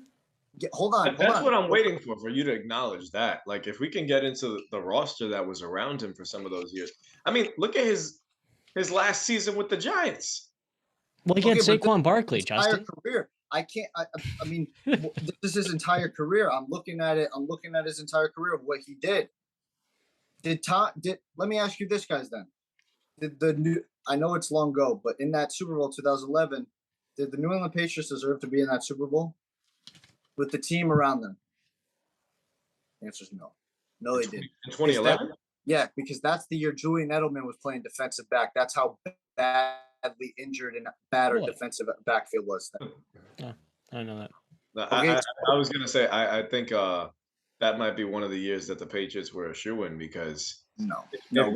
if Gronk was healthy that season, Yes, we win that. We win that. And I agree. That we was win Gronk's rookie year, But right? that goes to the. But guess what? That goes to the credit of Tom Brady and Bill Belichick to be able to lead that team to the Super Bowl, and that's why they're both the greatest of all time. So you're talking about me. Look at the team around Eli Manning. He had Tom Coughlin, who I think you guys would probably agree is a Hall of Fame coach. Yeah. You had solid players around you. I mean, I named you the D line he had surrounding him. That D line didn't change that much. He had Michael Strahan retired after they won the first Super Bowl, but guess what? They replaced him with JPP. I mean, I don't understand what you guys are. I mean, dude, what did he do? He missed the playoffs 10 out of his 16 years. Let's talk about it then. Let's talk about it. That's one of the biggest reasons why I say, and I agree with people that say winning isn't entirely a QB stat anymore. I'm back then, sure, it's the same thing with pitchers. In baseball, back in the day, wins used to mean so much. A pitcher could win 21 games with a 4 ERA or higher, and they'd be praised because they have wins. No, it's because of who's around you. Eli didn't have everything around his defense, and for a long time, he was looking for a running game. He didn't have it. He had a solid running back through those years with Ahmad Bradshaw. And, How about the years of Brandon Jennings? After that. Brandon Jennings every year? Because there are some years. Brandon Jacobs. Okay, my fault. Because there's years of Brandon Jennings, and they were shooing for 3.3 yards per carry, not even, maybe 3.1. No, I was talking about back in the. Listen, I'm with you. Ahmad Bradshaw was the man, bro. Yeah, I love Ahmad Bradshaw. Bro, homeboy had Plaxico Burress on the outside for 2 years. 2 years he had Plaxico. 1 year Steve Smith. Guess what? A year or two after that, he had Hakeem Nicks and Victor Cruz. 2 years of them individually. They had their primes as legit star receivers for 2 or 3 years. That was it. And it was over by 2012. Then it took him a few years to get OBJ. Only had 3 years of OBJ. Okay, so he never had number two consistently. Can he not elevate talent? Well, 2015, he threw for 4,400 yards. And guess what? The offense was top 6, top 10, but the defense was 30th in the league. So they missed the playoffs here. That's 6 and 10 because the defense was hot garbage. Elevate his receivers. He elevated Victor Cruz. Who saw that one coming? How about the years where Shane Vereen was like third on the team in yards? Shane Vereen was made in New England, buddy. Don't do that. How about in New York? Well, in New York, he was able to maintain that with Eli Manning. Yeah, but he was already proven. Well, not every, like you say, you've got these certain stigmas, Alabama quarterbacks, New England coaches, and how about New England players? The Rex Burkheads, they go to different teams. All of a sudden, they're not the same player they were in New England. But Shane Vereen, Shane Vereen was Shane Vereen. Dude, a receiving running back can be translated into almost any offense because he can just catch the ball and go. That's not like, depends. Yeah, Hall of Fame quarterback like Eli, you can maintain that. No, not a Hall of Fame. I mean, you guys still haven't accounted for his last. All right, so you want to talk about those playoff teams that he did make the playoffs, the 6 years he made the playoffs. Yeah, what was his record in those 6 years, by the way? What, in the playoffs? Yeah, what was his record those years? I don't have those. 8-4. His record was 8-4. Okay, so that's terrible. So 8-4 is terrible in the playoffs? 8-4 is not that good. That's not that good. Are you serious? That's a sip. I know math you're saying before, it's not exactly your forte. But all right, so when he made the playoffs six out of the 16 years, what? So 8 divided by 12 because 12 total playoff games. I believe that's 75% as a winning percentage. I think in the postseason, I see that had Aaron Rodgers, Michael Vick, and Matt Ryan, Drew Brees, Tony Romo, Donovan McNabb. That's pretty good winning percentage. Okay, but what I'm saying is made the playoffs 6 out of his 16 years. Out of those 6 appearances, 4 of them they lost in the first game. 3 of them within the first round. The other game they got a bye week. So he was getting bounced 4 out of those 6. So in those two other but besides the two Super Bowl runs, which account for those 8 wins, he's done absolutely nothing. And you guys so I would love it if I could walk into a job, have 2 great years out of 16 years, and be called a freaking Hall of Famer. That would be incredible. But like we mentioned before, we have to account for the things around him in that time. It's the truth. Bro, you want to talk about everything after the year that they beat us in 2008? You're telling me that Giant team was in prime to win again until Plaxico went down? When They made the Plaxico went playoffs. down, 2 years. 2 years of him in New York. Playoffs. They made the playoffs. Okay, Pla- I And get they had that. a bye week. And they got a bye week, and they lost to the Eagles 23-11. Like And I you said, want to know his stats in that game? You want to know his stats? A 51% completion percentage, 169 yards, 0 touchdowns, and 2 interceptions. You're hyping up Plaxico Burress. He only had 2 strong seasons in New York over 700 yards. They That didn't guy's hype same him as up. Steve I Smith. said he was a really solid receiver. But I he didn't wasn't- have him for wasn't very all of solid. those guys. He didn't have for long. Like you look at the Antonio Browns, or more specifically for Guy Brady, he had the consistency with those same receivers. With Eli, he didn't have that. Hakeem No, he Nicks, didn't. Tom Brady? What are you talking about? Julian Edelman, he had for years, We had 6-7 Welker for years. years. We had Moss for. I mean, that wasn't a Moss long. was 3 we had- years. That's why I said we Gronk had was had in and Moss out of for- That's the longer lineup. than Plaxico Burress and Steve Smith. I understand that, but like, you still can't tell me why he didn't elevate other talent. I told you before, in 2015, he threw for over 4,400 yards, and the defense was hot garbage. They went 6-10. Outside OBJ, that team's second best receiver is Ruben Randall. It wasn't Julian What Edelman. happened in the playoffs when they got there? The following season? No, when it. Yeah, the following There was season in the hottest 2016. playoffs. The following that was season in the playoff team. 2015 is where they that went was the 6 boat and 10. trip, right? That was the boat Yeah, trip. Yes. 2015 was where he had the great year. 2016, another great year. That And they year, got blew up by Green Bay. yeah, they couldn't run the ball that year. Brandon Jennings. Okay. Tom Brady barely had a running game. These other great quarterbacks barely had a running game. You're talking before about the running games. That was the limiting factor. The defense was better that year. But they couldn't run the football. I don't know. The offensive line. You guys still guys haven't accounted for. They had a pretty solid offensive line. So you just think that he's not a Hall of Famer at all? No. At all? Okay. Why? He has to have done- the consistency with these playmakers. He had 2 great years, 2 great runs, and that's it out of 16 years. All right. Can I read y'all something? All right, that doesn't make you a Can I Hall read of y'all Fame. something? Because numbers do matter. Am I right, Brandon? Yeah, Numbers do matter. to a Okay. degree, not the entire story. I don't want you guys to take that. Let me know if these numbers at least matter. Okay, I'm gonna quote this. I got this from Fansided. Okay, I love this site with fans right, man. It's passion. I love it. Only 7 QBs in NFL history have thrown for more yards. Those quarterbacks include Hall of Famers Peyton Manning, Brett Favre, Dan Marino. 3 of the other 4 QBs are Hall of Fame locks: Drew Brees, Tom Brady, and yes, Ben Roethlisberger. I believe also Phillip Rivers is ahead of him on that list, who will eventually be in the Hall of Fame too. Manning threw nearly 6,000 more yards and 66 more touchdowns than John Elway in the same amount of seasons. The New York Giants legend threw for more passing yards than 29 QBs that are currently in the Hall of Fame. Is that it? Last So the first stat, he the threw first for He's not more done. He's not passing done. touchdowns. Oh. He threw for more passing touchdowns than 30 QBs that are already in the Hall of Fame. Okay, so the first stat you gave me is how many yards he had all time, and I gave you that. He's 9th all time. Okay, he was pretty good for a long time. He does have the most consecutive starts by an NFL quarterback, with 3rd all time for that. And I did look it up. He is 3rd all time. And then the second thing. What was the second stat you said? It was more yards than John Elway and John 6. Elway. Okay, that was a different league for John Elway. It wasn't a passing league. It was a running league. So again, the numbers are inflated a little bit for Eli Manning. You don't think Eli Manning's going to be passed up when these new wave quarterbacks come in? But Justin, I got 2 questions. Neither Justin or I are under the impression he was a top 10 quarterback at his peak, because he wasn't. I don't think he was. There was so many. There was many. Andrew Luck, Russell Wilson. I mean, heck, you can even throw some years the likes of Joe Flacco or Hasselbeck in the same tier. We understand that. But I got 2 questions for you. The first is, what do you value in a franchise quarterback? What is a franchise quarterback? The intangible traits that you covet. A guy that can lead your football team. In a market like New York. I want a guy that's on the field. Availability. I was going to say a quarterback that doesn't turn the ball over, but that's not really Eli Manning. That's not him. His case. So here's some of the things I value: availability, longevity. You can do it for a long time.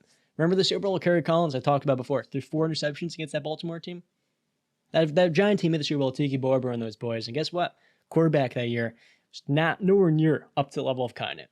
And speaking of Con, when it comes to toughness, leadership, and the clutch gene, you value the clutch gene. Am I wrong, Bren? And just like you value the availability, you like those two things. They're important to a quarterback, right? You do, because Eli had those things. He also had the work ethic. He had the integrity. He didn't cheat, right? He didn't have to cheat for those 2 Super Bowls. There's that as well, my friend. Don't forget.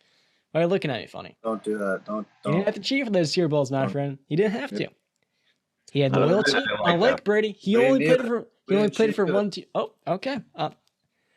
I'm not saying anything, but I listen to certain podcasts or remotes. They'll say certain stuff. We listen to certain That's just podcasts. 1 team. I'm Haters just saying. hate winners. Haters hate winners. Just know that. Cameras. I'm not even talking about the deflated footballs. I'm talking about cameras and sketchy stuff and playbooks being, fished out of the garbage. I'm just saying. Eli had the integrity. He was a true leader in New York. And like I said before, loyalty. How many teams he played for? 1. What franchise? The New York Giants. What did he do for them? Won them 2 Super Bowls. What was he? Okay. The Okay, guy John. that John. helped take them over the top. And in none of that did you give me what the hell he did on the field, except for those 2 Super Bowl runs, because you can't explain His what case- he did for those other years. His case is one of one. It is not like Aaron Rodgers.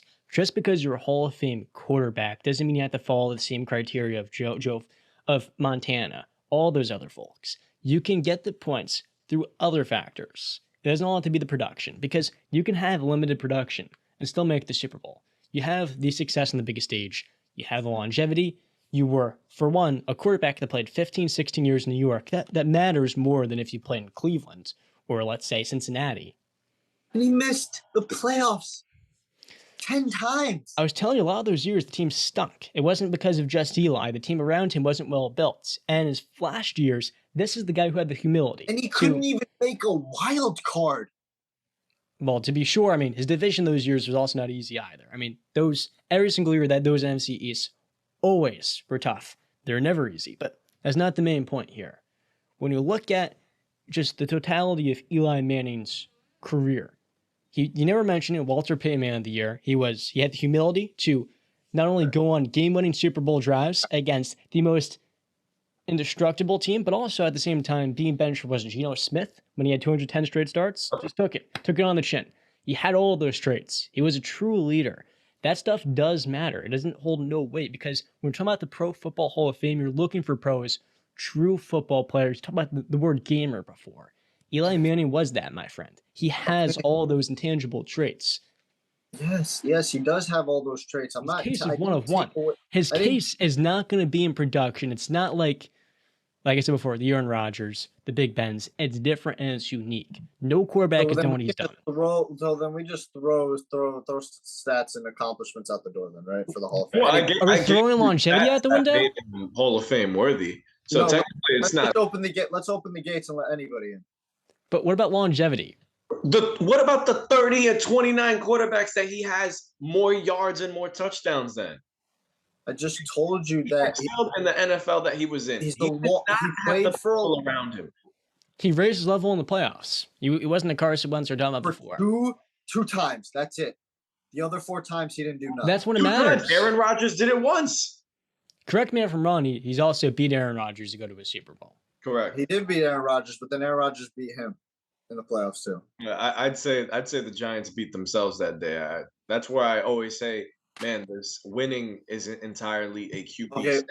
But guess what? Look at Odell's phone hands in Green Bay that day. And that works against Eli Manning, because if you're the leader of that team, that shouldn't happen.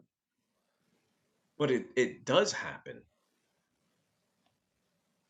I'm not comparing Eli to Tom Brady or Peyton Manning. Anything. But, I didn't say them. I didn't say the name. I know that, but I'm saying those are quarterbacks that are in just a different tier. But what he had to deal with sometimes over those years, man, there were some brutal rosters. Those defenses were not good. They were hot trash. Yeah, they drafted Odell to replace Victor Cruz and Hakeem Nicks. You want to know what their defense is ranked in Odell's first 2 years, Brandon? Do you know what they ranked? 29th and 30th. Okay. Can you make the playoffs with that? Yeah, you can. Not very likely. Quarterbacks have made the playoffs without good defenses. The point is, it's tough to do that. And the following year, he did when the defense improved. And he didn't do anything in the playoffs except for those 2 years. Again, you can't account for the team when he did have a. But you can't just say it's just. But these are the 2 biggest years. We could say, oh, what about everything else? Dude, he did it on the biggest stage twice. He beat the best team ever that was not going to lose. I got a question, Brandon. Since we're gonna talk, let's talk a little what if. Wes Welker makes that catch in 2011. What happens? We probably win the Super Bowl, right? Yeah, New England wins the Super Bowl. Okay, so it does matter. Those things do matter. The little what ifs do matter when we're at least measuring a Hall of Fame case. Like, we can't just look straight at his win-loss record and look at those other seasons outside. Losing me again. I don't want you guys to lose me again. I laid out a lot of stuff for you. No, and I hear you. Just name those stats. I'm giving you this is their Hall of Fame career. It's the totality of what they've done. I'm not discrediting his Super Bowl runs. I said those were two great historic runs. I'm asking you, if you say those matter, then his 14 other years in the NFL do matter. And if those matter, then guess what? You were not good for 14 years and you were great for 2 years. That does not make you a Hall of Famer. And I think that's point blank period. I don't know how you guys are missing that. Because 6 years. That's all you got to show for it. Name me his coaches his last 4 years in the league. Pat Shurmur, Spagnuolo, Ben McAdoo. And guess what? The teams around him were not good either. They draft Saquon Barkley to fix the running back problem. Guess what? Oh, the offensive line is an absolute dumpster fire. The years where they had OBJ, the defense was hot garbage. It was not bad. It was one of the 3 worst in the NFL. They were actually going up the most yards per game in 2015, the year where Eli, again, had a Pro Bowl caliber season, but they missed the playoffs. That was the only reason why he didn't make the Pro Bowl. Only 4-time Pro Bowler, his team limited them. They didn't win enough games, but he produced with just 1 star in that offense. The only other one was Odell Beckham Jr. The rest of the receivers, Will Ty, Ruben Randall, those guys were fine role players that Eli elevated, my man. You look at those teams, Hakeem Nicks, 2-3 years of his prime. Victor Cruz, 2 years. Steve Smith, 1 year, he had 1,200 yards. After that, it was all downhill. Talk about Plaxico Burress, 2 years. What if he had gotten those guys for 5-6 seasons? What the defense was consistently elite? I think we're looking at a guy that made the playoffs 7 or 8 times, opposed to, what was the number, 6? Maybe 8 or 9. That's not Hall of Fame to me. Not Hall of Fame? But the best ability, what is the best ability? Availability. But also, you're on the field and you lead the league in interceptions 3 different times and you miss the playoffs 10 out of your 16 years. Guess what? Did he miss the playoffs or the Giants miss the playoffs? Because those teams were limiting themselves. It wasn't Eli. On the team, and was he not the leader of that team? Was their defense not some of those years one of the 3 worst in the NFL? Was his receivers those years? Again, quarterbacks, elite quarterbacks have made the playoffs with bad receivers and bad defenses. The two together? Eli never had that team consistently. 2016, there's points of it because the defense was much better. That's why they made the playoffs that year opposed to 2015. He still had from 2007 to 2000, whatever, 2013. 2013. No, I'm not talking about receivers now. I'm talking about their D-line. He had a consistent Osi Umenyiora, Justin Tuck, Michael Strahan, and then transferred into a Linval Joseph, Chris Canty, and JPP.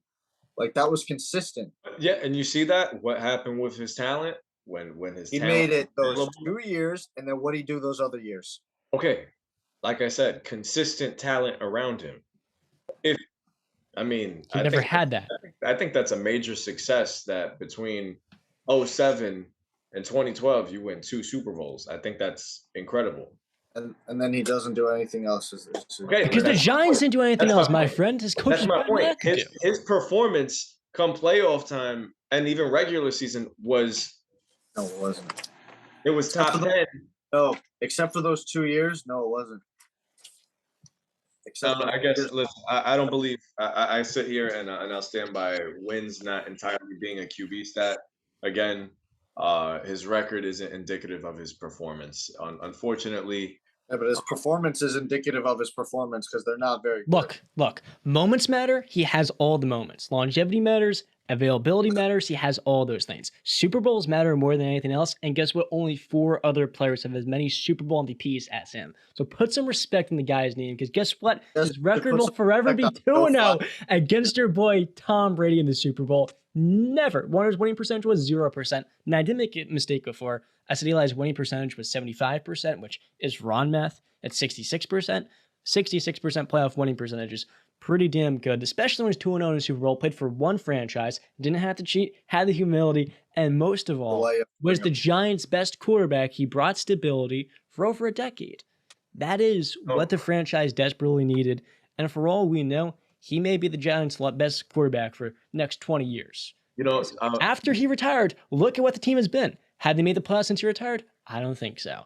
But look what they did when they had him. They won 2 Super Bowls. And in 2000, when they made it, Kerry Collins goes 0 touchdowns, 4 interceptions. They get smacked by the Baltimore Ravens. And next time they're there with that great defense to get the talents, Eli was the one that took them over the top because they finally had a true Hall of Fame quarterback. One that rose to the occasion, made the biggest plays, had magical moments, and most of all, was able to read the defense and make the proper throws. Playing in New York. So before we wrap this one up and then we start talking about our draft class, as the only New Yorker in this chat, I'm going to say Eli Manning is up there with Derek Jeter as far as the love in this city. New Yorkers really appreciate Eli Manning. There's not too many people more beloved than him when it comes to stuff that he's done also in the community and on the field. Walter Payton Man of the Year, Brand, want to mention. Yeah, and that's what I'm going to say. So not to even just get too deep, I know we're talking about stuff on the field, but Eli's a Hall of Famer to me, both on and off the field. So we'll agree to disagree on his Listen, Eli Manning is A-OK in my book. Yeah, you just can't accept the fact he smacked y'all in the Super Bowl. Too soon still. That didn't happen. Oh, fellas, let's jump into it, man. We spent a lot of time talking about Eli, but I really think we could look at 2019's wide receiver draft class as, I think in a couple of years, we're going to say, man, this might be one of the greatest wide receiver cores of all time. We got names like Terry McLaurin, A.J. Brown, DK, and very underrated Deontay Johnson in Pittsburgh. We got Hunter Renfrow and my boy N'Keal Harry. I'm kidding. I'm like, over him. That one's rough. We got Hollywood Brown, Deebo Samuel, McCole Hardman, Darius Slayton, and just throwing in Paris Campbell. And there's so many more that we could. Travis Fulgham. Yeah, what the heck? There we go. Travis Fulgham. There's a lot of talent. Let's throw in Gunnar Olszewski, whatever the hell. Olszewski. Was he 20? I thought he was 2018. I thought he was undrafted. No, he was the John. I think he was this year. Oh, okay. That's an all-pro, right? Yeah, sure. Yeah. Got a lot of busts in this class too. I mean, to rub some salt into the wound for Eagles fans out there, J.J. Arcega-Whiteside was the 57th pick over, Terry McLaurin. Deontay Johnson was picked after him, and so was DK Metcalf or Hunter Renfrow. So Hunter, though, was like a 5th-round pick, so I won't hold it against Philly. But hey, I mean, A.J. Brown now is pretty good.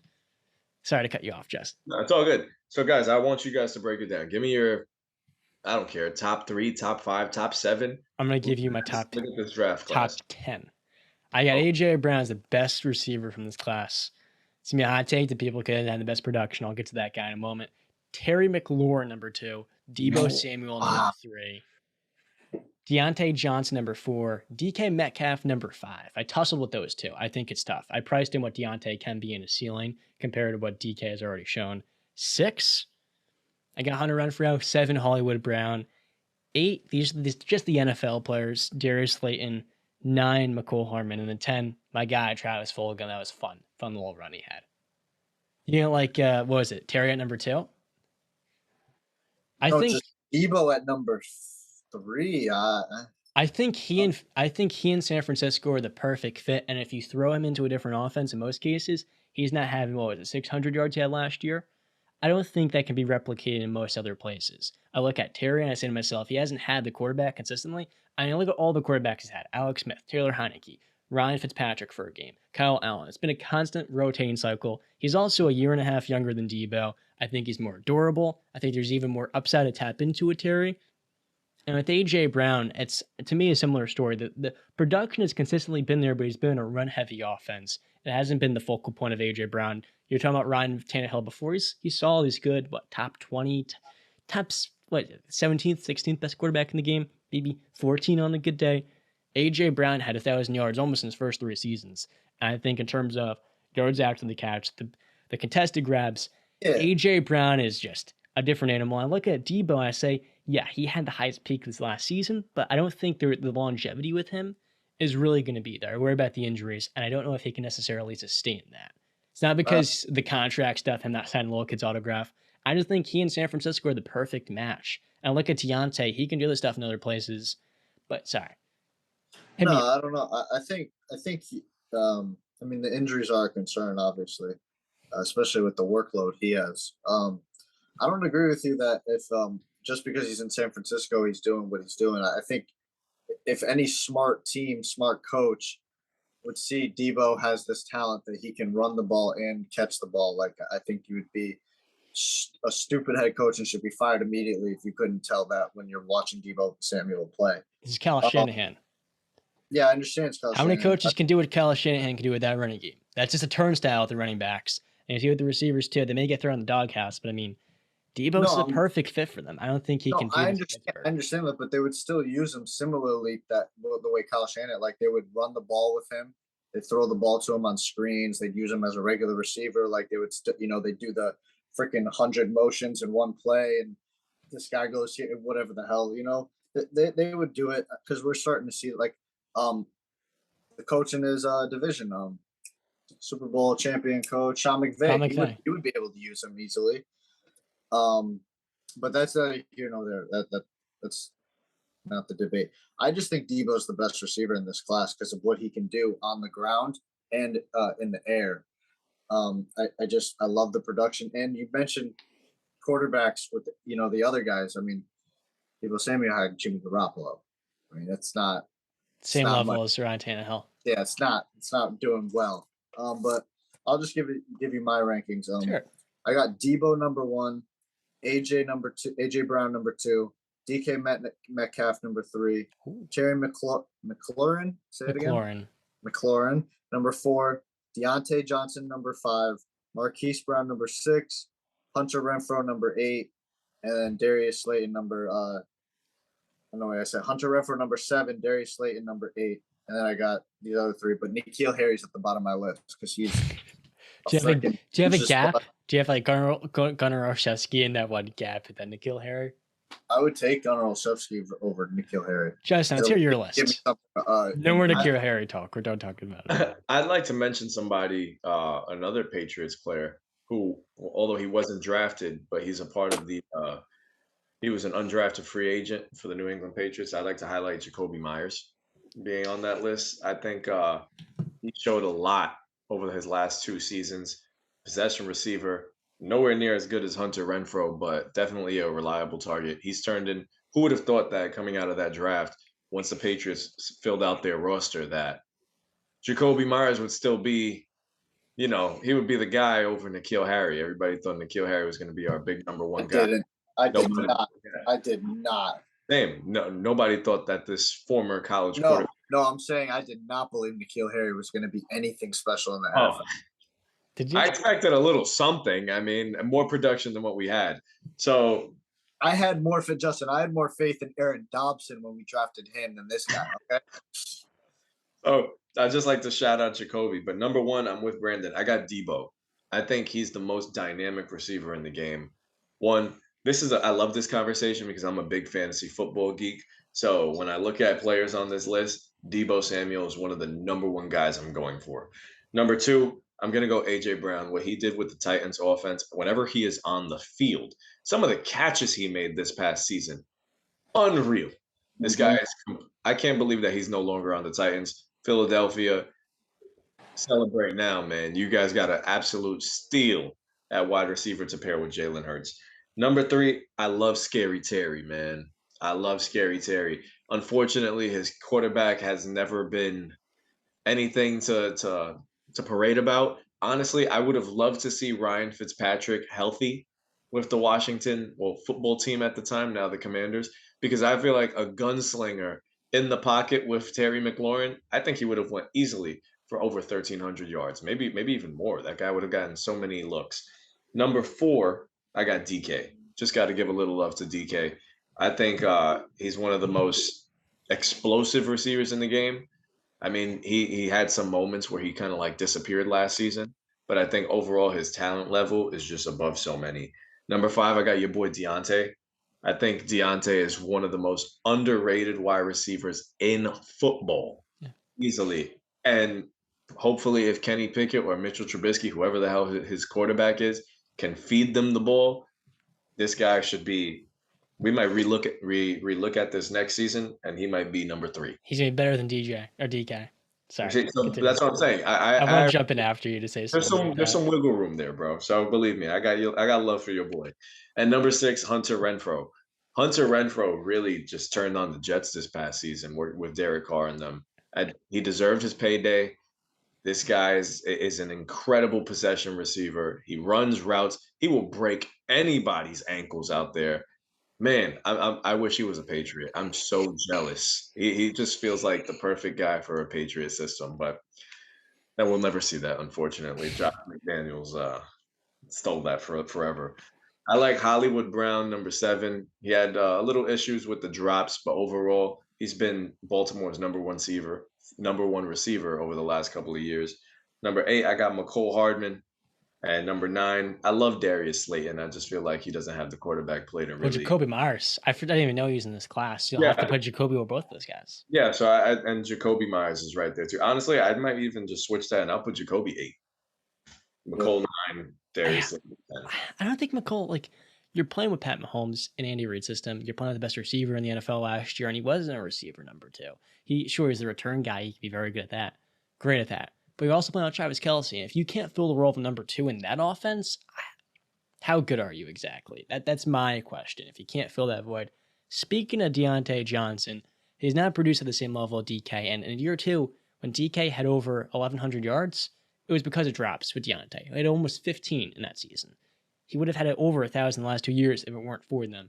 He started to clean it up last year. Toward the end of the year in December, it's not that he can't catch, it's concentration stuff, where he's trying to make a play before he's got the ball. To me, the reason why he will have a better career than DK is that he's a more dynamic route runner and receiver. You look at Russell Wilson, one of the 3, 4, 5 best deep ball throwers in the NFL, and you compare that to Big Ben, who didn't have the mobility, the lower body strength to hit Deontay deep. All of Deontay stuff came short under routes. The yards after catch stuff is low, not because Deontay is incapable of running deep, getting separation, and making a big-time play 40 yards down the field. No, it was that Ben Roethlisberger typically could not connect with him on those plays. Now DK is going to have one of Geno Smith or Drew Lock throwing the football. Last year, that was not very pretty in the 3 games he played without Russell Wilson. And I don't think long-term he's going to have the same production as a Deontay as Johnson's. DJ's going to have better quarterbacks around him. And I think at the receiver position, you're looking for the most dynamic route runner, the guy who can create space. He's hard to bring down. DK is giant, but Deontay is so slippery. To me, he's going to be better than DK. And I think DK is overrated. I think he's good. It's cool to show him this love, but I mean, how many quarterbacks get to start their career playing with Russell Wilson, who fits your exact skill set so well? I don't think if you put him in Pittsburgh, DK is. You look at Chase Claypool, I think DK would be a little bit better than him if he was in Pittsburgh. And to me, Deontay's already way ahead, way more advanced than Chase. And I think those 2 players, Chase and DK, are similar guys. See, I'm lower on DK, man. Honestly, if you put Hunter Renfrow over him, I wouldn't bat an eye. To be honest, I gotta keep it a buck. I like Hunter. I'm with you. Brandon, making some funny faces still. No, I don't know. I think I wouldn't. I just think the explosiveness and the athletic ability of DK, the raw talent of DK is just something you can't teach. And it's just, I mean, he's a. You can't teach what any of these guys do. All these guys have their own unique blend. I understand that, but I'm just saying his raw athleticism and stuff. You can't teach that. You can't teach a guy to jump higher, really. But you can say the same thing to Deontay with his elusiveness and how hard he is to track with his slippery movement and route running. He's got more dynamic. Well, route running you can learn over time. You can harness your craft. Well, DK hasn't been able to develop that. No, I didn't say that, and that's an indictment on him. But I mean, you want to look at Randy Moss. He wasn't had an insane route tree. I mean, he could run the routes, but he didn't really want to. It was really post and go, and that's it, and a screen pass here and there. So, I mean, and he's a freaking Hall of Famer, second greatest receiver of all time. So that's a pretty successful career, if you ask me. You hit me hard at that, Randy Moss. I mean, it's a pretty. I don't think DK is more better comparison because of their builds, but Yeah, I think Randy. I mean, it's friggin' Randy Moss. I feel like when we look at DK long term, do you think the production's going to stick without Russell Wilson? I don't think so. I don't think so either. Do you think he's going to be like a consistent 1,000-yard guy? Because I think Deontay certainly will be from here on out for the next 4 or 5 years. Even if he's not in Pittsburgh. If he gets better quarterback. You can argue that Tyler Lockett is the best receiver out there in Seattle. It's a case for that.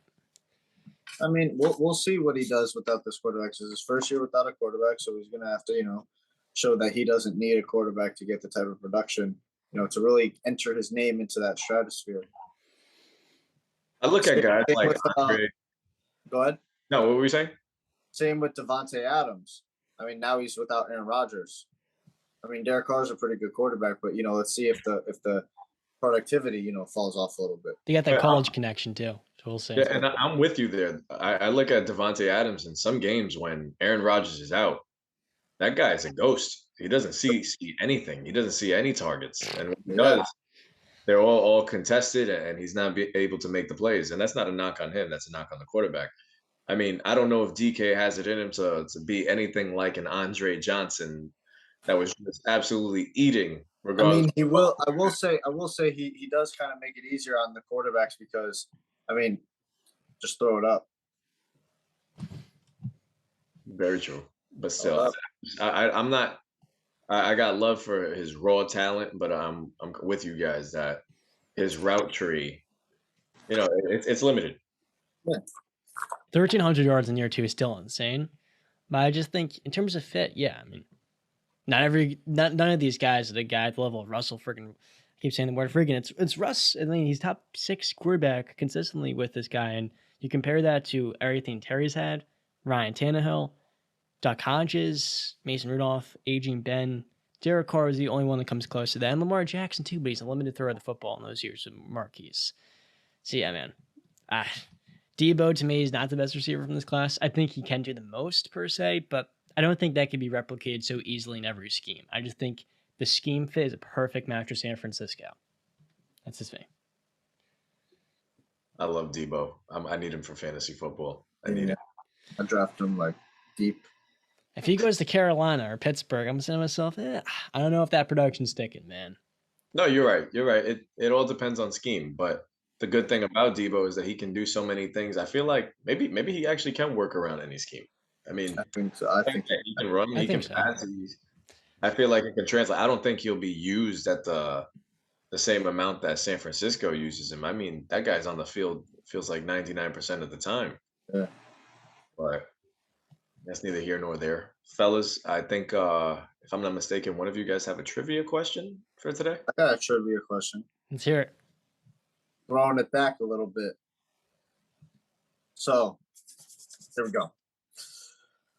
He was a second-round pick in 2007. He went to Houston for first college career.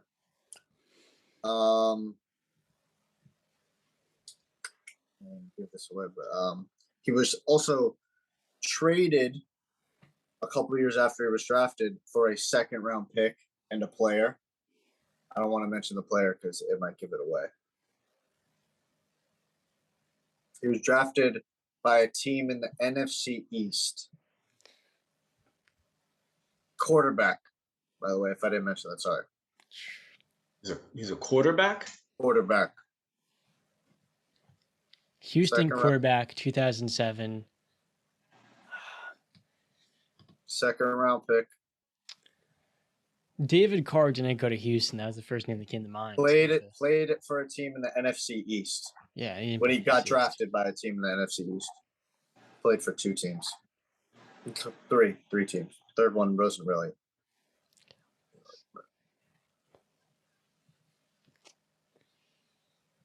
I feel like this is a Washington Redskin. He signed, so for his second team after he was gone for his first team, he signed a 5-year, $63.5 $12.5 million contract with that team. 2011 contracts. And only played 15 games for that team. Oh my gosh, this is gonna drive me crazy. All right, so he went from the NFC East to the NFC West. All right, I'll give it because you guys are probably struggling right now. He was drafted by the Eagles. Oh my god. Kill me. Remember, he was traded for a Was second. it Kevin Cobb? Kevin Cobb. Oh no! I didn't know he went to Houston, bro. Okay, Oh, yeah, I I got a always funny remember story. him for Turf Toe. I got a fun one for y'all. It's another quarterback. This is gonna be like so difficult. I just have a feeling. From Arizona State. Oh my god. Drafted in 2012. A lot of quarterbacks in this class. Second round pick. Ooh. Currently, he is 31 years old. Is he still in the NFL? He was drafted by a team in the AFC. He won't tell us that. He's not in the NFL anymore. I didn't say that. AFC what? Is that too much? You haven't given us really a lot, so. By a playoff team in the AFC in 2012. And he was the backup for the first 3 years of his career. In his fourth year, do I want to say this? Because that 2012 class, I'm pretty sure that was like the Christian Ponder, Jake Locker class, right? RG3, Andrew Luck. In his fourth year, he would help bring his team to the Super Bowl. And then would get a pretty big time payday that very same next summer.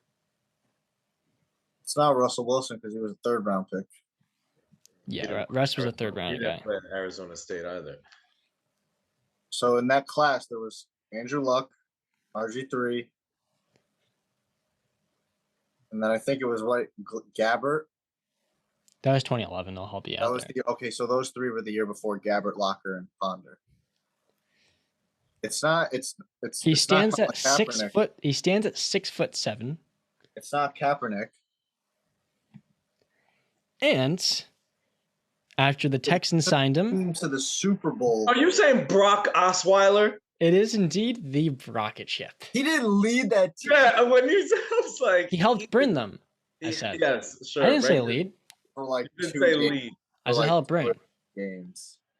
Well, he did help bring them in the playoffs. Wow. Right. Wow. Brock Osweiler. What a big payday that guy had, huh? I wanted to use a nickname in there. Apparently, according to Football Web reference, one of them is a lobster. I thought rocket ship would be on there, but I guess not. The lobster? Yeah. Who called him that? Football reference? Man. Brock Osweiler. Brock Osweiler. He beat the Patriots that season in Mile High. Yeah. He didn't beat the Patriots. It was the defense. No, he made some throws that day. Listen, bro, go back and watch that game. I remember. Watch the highlights. I remember that. Why would I do that to myself, Justin? Why would I want to relive that moment? You know, I used to think that Houston was gonna go off when they finally acquired. I was like, man, this is potential. This is something that might be potentially good for them, man. What, Brock Osweiler? Yeah. That worked out. Do you guys have a quarterback that you guys think of right now that you thought was gonna have a fantastic career? RG3. He was gonna be a problem. RG3 if he stayed healthy, dude. I always was in love with the name Ponder, the last name. I thought it was a really cool last name. So when I was a little kid, I liked Christian Ponder. Ponder's a cool last name, I think. It is. It is. You're pondering. I look at Sam Bradford, man. I don't think he was that bad. I just think he could have stayed on the field. He was a starting caliber quarterback. But yeah. For a number 1 overall pick, And he went to the St. Louis Rams, and the St. Louis Rams were just god awful. Yeah. He was nice that one year in Indianapolis. I think replacing, what was it, Teddy B? Mm-hmm. He was good in Minnesota too. Yeah. That's what I meant, Minneapolis, I think I said. Oh man, I thought you said Indianapolis. My fault. Yeah, he led the NFL in completion at 72. Was that his last stop? I know he was in Arizona. No, yeah, he spent a year in Arizona after that as a Okay. backup. And that was it, yeah. The other guy, nah, it's gonna be a future trivia guy. Yeah, I won't say his name. So I'll never get him. That's the thing. I'll never get him, dude. He's a Mac. He's a Mac guy that spent his career playing the AFC North. So. Are you gonna save that for the next show? Couldn't Okay. tell you. Johnny Manziel. Yep. Johnny Football. Well, I always love watching his highlights. I did too. He was I Good in it. really wish he would have succeeded in the NFL, dude, because he would have been just fun to watch. I wish he wasn't a first round pick. If he was like a fourth or a fifth, and like there wasn't so much expectation, I feel like Hey, guess what, dude? he would have been Cleveland, bro. humbled. Yeah, they'll do anything that's stupid. So They drafted Brandon Whedon. it's like I was running that football team. Brandon Whedon and Josh Gordon. Dude, tell me if you remember this guy, bro, from Jacksonville. Justin Blackman. Oh my gosh. He was a freaking problem, dude. And then he was an alcoholic. And then he legit became a problem. Yes. Yeah, literally. But dude, that one game when him and Andre Johnson both went for over 200 yards receiving, was insane, bro. Justin Blackman was insane. Mind you, that was like a top 5 pick. Oh, Yeah. Man. He was physical as all hell. He's a beast, man. So much potential. There's so many receivers that we can go down. We should do that for another day. Martavis Bryant. But guys, we're going to close this up. That was episode 6 of The Wise Guys. Please do us a favor, reach out for us, follow us on our socials. That'll be linked. John's in charge of all that stuff. We're on all audio platforms, wherever you get it. Google, Spotify. I think we're on Stitcher. All that fun stuff. Apple, you know the deal. In the description. See you guys. We'll catch you next time for episode 7. Stay classy.